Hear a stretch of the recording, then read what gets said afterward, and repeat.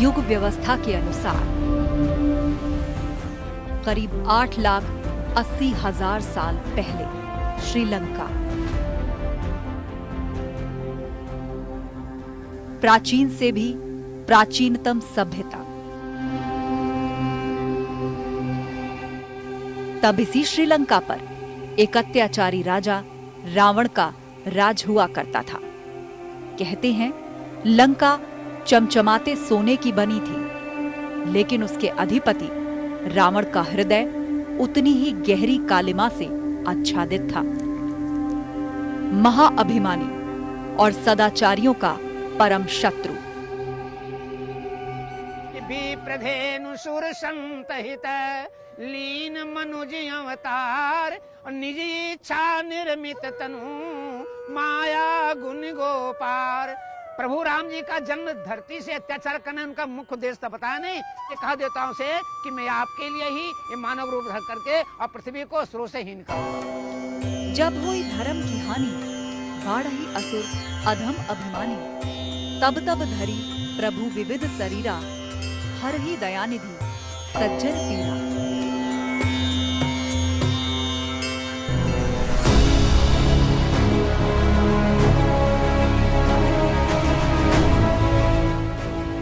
इसी हेतु से शुरू होती है मर्यादा पुरुषोत्तम श्री राम की अंतहीन कहानी।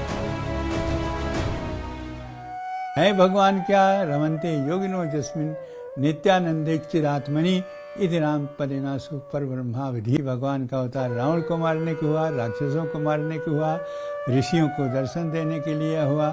इसी प्रकार से मानव अवतार जो है मनुष्य को शिक्षा देने के लिए हुआ।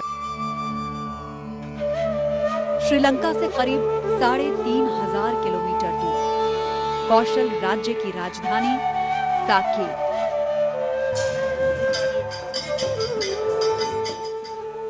साकेत अर्थात जो स्वर्ग के समान हो। इसी साकेत को आगे चलकर नाम मिला अयोध्या, अर्थात जो अयोध्य है, जिससे युद्ध नहीं हो सकता।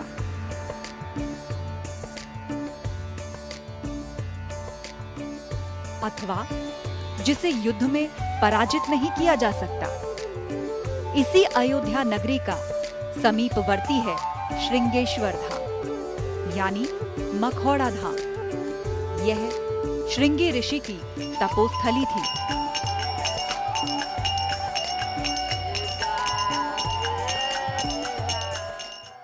सुर समूह विनती करी, पहुंचे निज निज धाम। यानी ये जो देवता गण थे, इन लोगों ने परमात्मा से विनती किया। जगत जो है इसके बाद परमात्मा श्री राघवेंद्र सरकार का प्राकट्य होता है।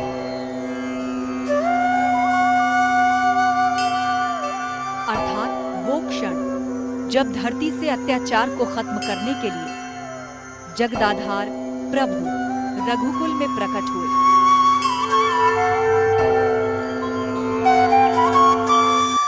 विप्रधेनु सुर संतहित लीन मनुज अवतार, निज इच्छा निर्मित तनु माया गुण गोपार।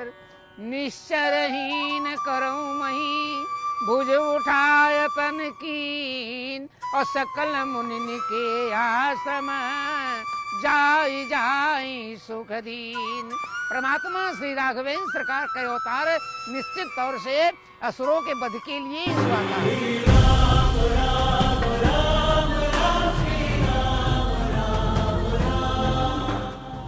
आज का दिन मैं अयोध्या।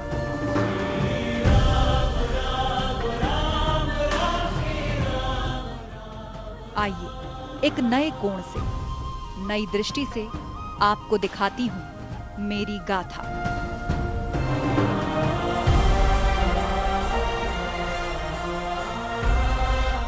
गाथा जिसमें वात्सल्य भी है, राग भी है, करुणा भी है, श्रद्धा भी है, द्वेष भी, श्रृंगार भी है, ध्वंस भी है और निर्माण भी। अयोध्या जो है कई बार पूर्ण रूपेण से ध्वस्त हुई, विनष्ट हो गई और द्वितीय अयोध्या यदि विस्तार करने का काम किया तो विक्रमादित्य जी ने किया। कहते हैं अयोध्या में राम के काल की अब सिर्फ 2 चीजें बची हैं, एक पतित पावनी मां सरयू और दूसरी अयोध्या की माटी। बाकी जो कुछ भी है वो है संघर्ष और अंततः पुनरुद्धार।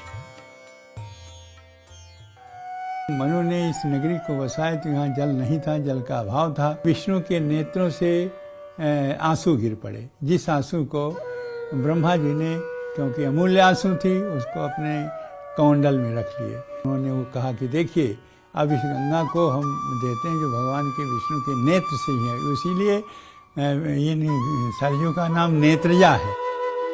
मैं काल के कपाल पर उल्लेखित वो शिलालेख हूं जो युग परिवर्तन के बाद भी अर्थवान है, सजीव है, अंतस में अनेक युद्धों का निःशब्द गर्जन समेटे अयोध्या, मैं अयोध्या। 2-10 योजनानि महापुरी, 12 योजन और 3 योजन, तो 3 योजन चौड़ी 12 योजन लंबी। कि पहला द्वार जो पश्चिम का था वो वर्तमान समय में जो लखनऊ है वहाँ था। मैं ही वो अयोध्या हूँ, पावन सरयू जिसके आज भी पांव पखारती है। भगवान राम की कुंडली में निर्दिष्ट वो भूभाग हूँ जिसे विष्णु के अवतार ने धरती पर आने के लिए चुना। मनु और शत्रुपा, दशरथ और ये कौशल्या शत्रुपा हुई और मनु हुए दशरथ। तो उन्हीं कुल में कहा कि मनुष्य सहित मनु ये अवतारा ले हूँ जिनकर वंश उदारा, इसलिए भगवान का अवतार की अयोध्या में ही हुआ। मैं वही अयोध्या हूँ जिसने अपने आंगन में साक्षात परम ब्रह्म को घुटनों के बल चलते देखा, काग के पीछे भागते, रूठते, रोते, रिझाते, खिजाते देखा है।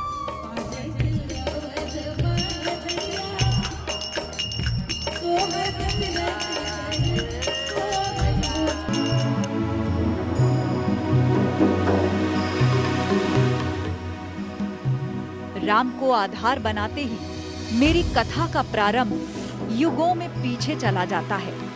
सतयुग में स्वयं वैवस्वत मनु ने मेरी नींव रखी। सूर्यवंशी राजाओं की मैं राजधानी थी। वर्षों तक चले राम राज्य के बाद जब श्री राम ने जल समाधि ले अपनी सांसारिक लीला समेटी, तभी से मेरा स्मित, मेरा हास्य, लास्य और श्रृंगार भी तिरोहित होने लगा। एकाकी रह गई मैं, जनरव रहते हुए भी मन से उजाड़ हो जाए।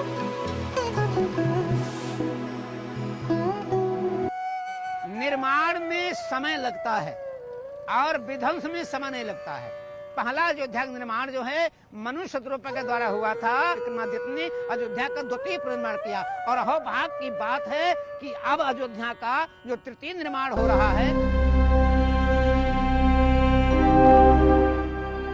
मुझे मेरा हास्य, लास्य और श्रृंगार वापस देने के प्रयत्न नहीं हुए, ऐसा नहीं है। भगवान राम के स्वलोक गमन के बाद उनके यशस्वी पुत्र कुश ने एक बार फिर भग्न भवनों, प्राचीरों, तोरणों का पुनर्निर्माण कराया। इसके बाद मैं अयोध्या सूर्यवंश की 44 पीढ़ियों के राजकाज, उत्थान, अवसान की साक्षी रही। युग बदले, सदियां बदली, इतिहास बदलता रहा, कुछ नहीं बदला तो वो है मेरा अस्तित्व। यद्यपि निःसंदेह ये अस्तित्व पूर्णतः वही और वैसा नहीं रहा जैसा कथा के प्रारंभ में था, किंतु यह परिवर्तन कालजनित नहीं था। ये पुनः वैसा ही हो सकता है।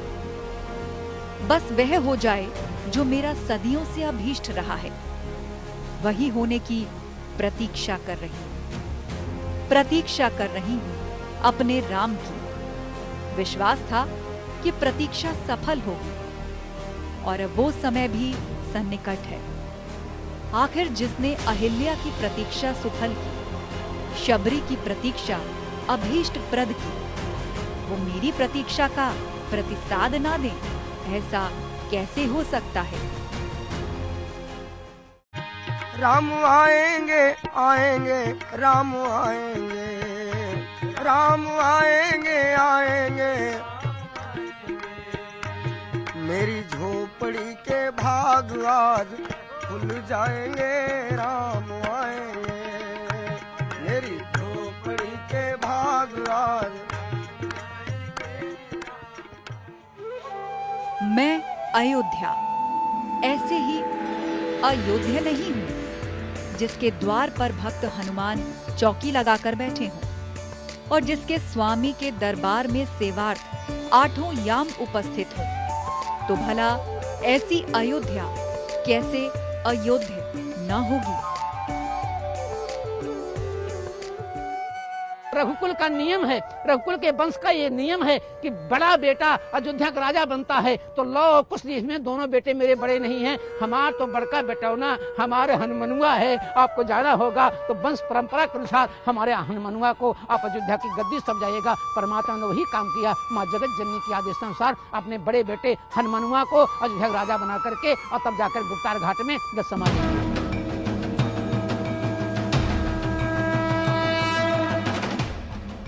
अयोध्या जिसे आप खुली आंखों से देखें या बंद पलकों से, भगवान राम इसके कण कण में दिखेंगे।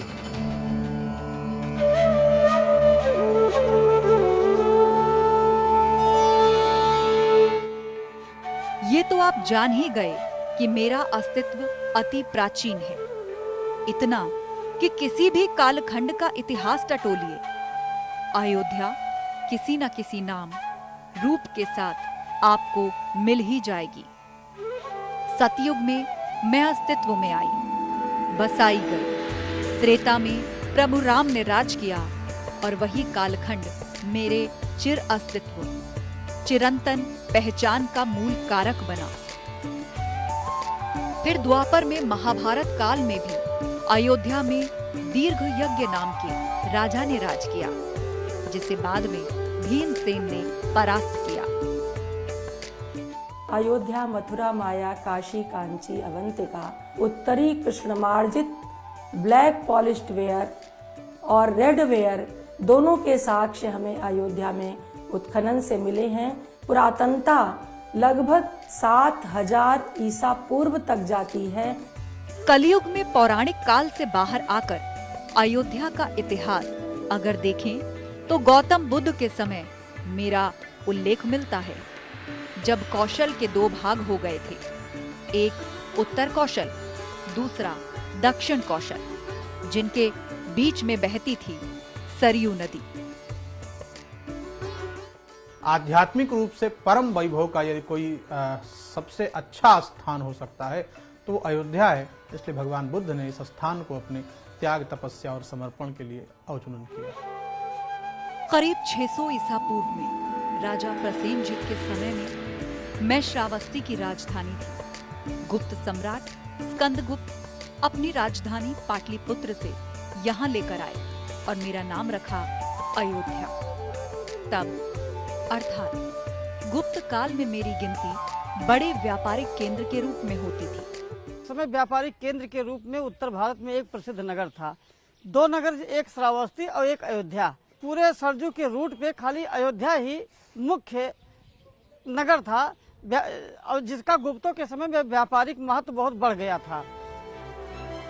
शुंग वंश के प्रथम शासक पुष्यमित्र शुंग का एक शिलालेख अभी तक मैंने संभाल कर रखा, जिन्हें वैदिक धर्म के पुनरुत्थान का श्रेय भी दिया जाता है।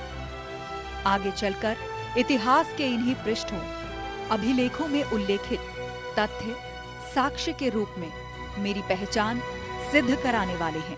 द्विरश्वमेध याजिनः, जो एक प्रत्यक्ष प्रमाण है कि पुनः सनातन धर्म को स्थापित करने वाला पुष्यमित्र शुंग अयोध्या में राज्य कर रहा था। बौद्ध काल में साकेत नाम प्रचलन में आने के बाद कुछ दशक ही बीते और पुनः मेरे मूल नाम अयोध्या से मेरी पहचान बनी। प्रमाण मेरे केंद्र स्थल से मात्र 24 किलोमीटर दूर करमदंडा गांव में मिलेगा। यहाँ एक शिलालेख है जिसे 435 ईसा पूर्व में गुप्त शासक कुमारगुप्त प्रथम के मंत्री पृथ्वीसेन ने लगवाया था। इसमें अयोध्या के ब्राह्मणों को दिए गए दान की बात लिखी है।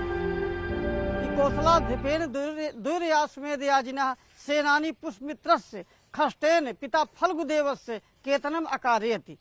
तो इस अभिलेख से ये जानकारी मिलती है कि सम्राट पुष्यमित्र शुंग के समय में जो है उन्होंने एक बहुत बड़े विशाल मंदिर का निर्माण भी कराया था। अब मैं अपनी वो कथा सुनाने जा रही हूँ जिससे मेरा अस्तित्व है, जो मेरी थाती है और जिसके बिना हमारी, आपकी या कहें पूरे भारतवर्ष की सांस्कृतिक पहचान अधूरी है। इस कथा के आधार तत्व भी राम ही है, लेकिन ये ऐतिहासिक है, पौराणिक नहीं। इसीलिए सत्यता पर कोई प्रश्न नहीं है। और हाँ, संघर्ष, जिजीविषा, त्याग, रक्तपात और बलिदान के उपरांत मनोवांछित की प्राप्ति की गाथा कम रोचक भी नहीं है। कथा है हमारे आपके, सबके आराध्य प्रभु राम के मंदिर की। आज द्वितीय अयोध्या को जिस तरह से विस्तारित करिया एक गौ के निर्देशन पर, भगवती जब गौ माँ ने जब यहाँ आकर के और गौ के दुग्ध के द्वारा वही अयोध्या के उन चिन्हों को स्थापित करके और महाराज विक्रमादित्य ने उस अयोध्या को सजाने का काम किया।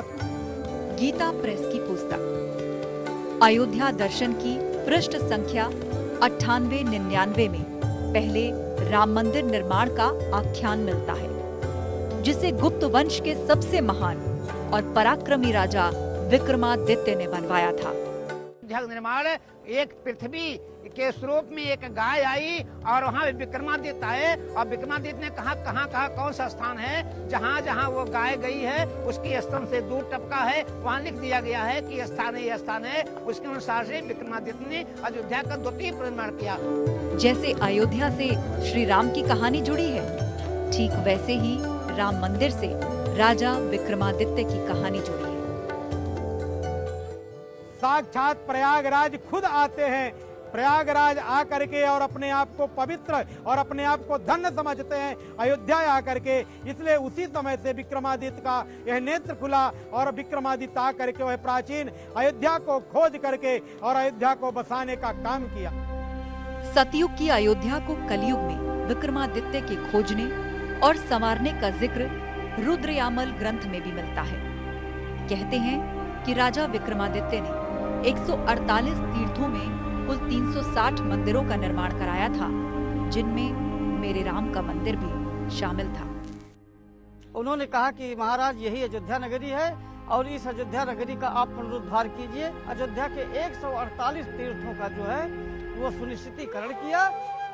मैं अयोध्या भारत की 7 मोक्षदायिनी पुरियों में से एक थी, लेकिन नियति को शायद कुछ और ही मंजूर था। युग बदल रहा था तो मेरी परिणति भी बदलने वाली थी। अयोध्या के 9 द्वार बताए गए हैं। उस दृष्टि से ये देह भी अयोध्या ही है, जो रोम रोम में रमता है, सर्वत्र जिसका वास है, जो नित्य विद्यमान है, ऐसी सनातन, शाश्वत, सार्वभौम, प्रत्येक काल में स्थिर अथवा समीचीन और नित्य प्रासंगिक सत्ता श्री राम है। या मनुना मानवेंद्रेण या पुरी निर्मिता स्वयं, मनु ने ही इस नगरी को बसाया कि देखत पुरी अति अभागा। ये दूर से ही इस नगरी को देख लिया जाए तो जन्म जन्मांतर के प्रायश्चित जो है समाप्त हो जाते हैं। ये तो देह भी एक प्रकार से अयोध्या ही है, जिससे लड़ा नहीं जा सकता, यानी जिससे जीता नहीं जा सकता, वो अयोध्या है। अब सवाल उठता है कि प्राचीन से भी प्राचीनतम अयोध्या की स्थिति क्या है और अयोध्या का महत्व क्या है। महाराज मनु की जो पहली राजधानी बनी है वो अयोध्या बनी है। तो अयोध्या राजधानी के साथ साथ हम कह सकते हैं कि मानवता को जो उत्स है, मानवता कहीं से प्रारंभ होती है। पहला मानव इस धरती पर, इस विश्व में आया और उसने किसी नगरी की स्थापना करके और अपने जीवन चक्र को आगे बढ़ाकर मानवता के उन्नायक सफर को आगे बढ़ाया है, तो उसकी भूमि अयोध्या है। भारत की हर धड़कन में श्री राम है, हर श्वास में रमे हुए हैं श्री राम। जीवन की आशा में परस्पर मिलते हुए दो व्यक्ति एक दूसरे को राम राम कहते हैं। मृत्यु पर श्मशान ले जाते समय राम नाम सत्य ही मोक्ष मंत्र बन जाता है। ऐसे राम की महिमा अपार है, अनंत है उनका विस्तार। भला ऐसे राम की अयोध्या किसी आक्रांता के आगे कैसे हार जाती, जबकि अयोध्या तो अयोध्य है। जो बाह्य रूप से नहीं, अंतर्गत जो अपने हृदय के द्वंद्व को समाप्त करके और मानवता को प्रसारित करने वाली राजधानी है, उसे ही हम अयोध्या करते हैं। जिसको कभी हराया ना जा सके, जिसको कभी जीता ना जा सके, जिसको कभी पराजित ना किया जा सके, जिसको कभी परास्त ना किया जा सके। वैसे तो मैं राम से भी प्राचीन हूं। मैंने नगर शहर होते खुद को कई बार बनते, मिटते, सजते और संवरते देखा। सतयुग में मनु के मन में बसी मैं, त्रेता में महाराज दशरथ का स्वर्णिम युग देखा, राम का राम राज्य देखा, फिर उन्मादी बर्बरता की गवाह भी बनी।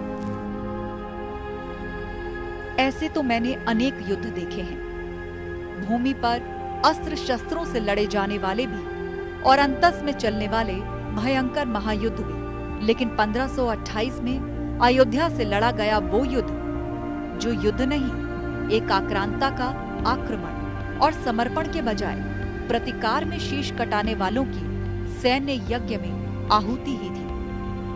तब मेरी आत्मा पर प्रहार हुआ था, राम के नगर पर प्रहार हुआ था, भारत की सांस्कृतिक पहचान पर प्रहार हुआ था, राम के जन्म स्थान पर प्रहार हुआ था। लेकिन तब भी मैं हारी नहीं। मेरी आगे की कहानी अत्याचारी आक्रांताओं की इसी बर्बरता से भरी है, जिसे मैं अगले रविवार सुनाऊंगी।